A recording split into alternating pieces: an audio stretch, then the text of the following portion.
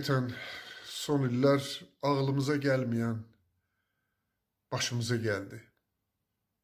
Müqəddəs nə varsa hamısından bizi uzaqlaşdırmağa, hamısından iğrəndirməyə çalışırlar. Anadan gözəl varlıq mı var? Və bu ana anlayışının içində ana vətən həqiqətən müqəddəsdir. Amma fikir verin, sayı hesabı bilinməyən insanlar, vətəndaşlar öz anasını, öz vətənini tərk eləyib, qərib-qərib ölkələrə üz tutublar. Orada öz xoşbəxtliklərini axtarırlar, nicatı orada axtarırlar.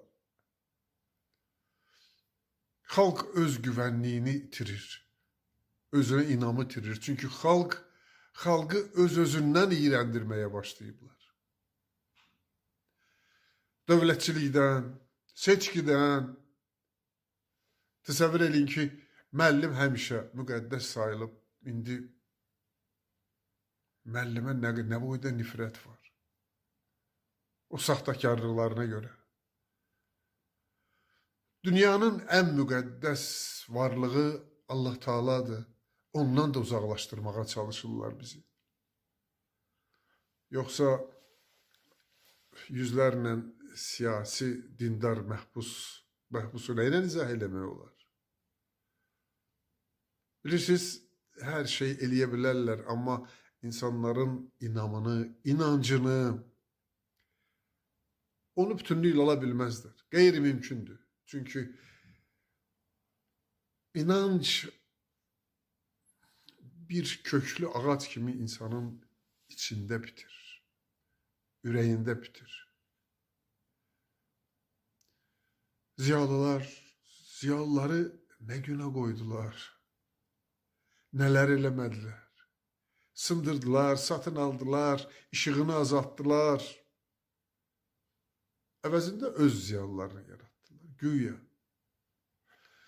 Anlamadılar ki, ziyalı ilk növbədə işıqlı insan deməkdir, hər şey bilən deməkdir. Bunların yaratdığı ziyalılar qaranlıq saçır. Nə qədər qəribə də olsa, ziyalının qaranlıq saçması bu absurd məsələdir. Bu gedişlə hara gedirik? Hara gedib çıxacağıq və yaxud hara gedib düşəcəyik? Qaranlıq nədirsə, həyatın astar üzüdür, digər üzüdür.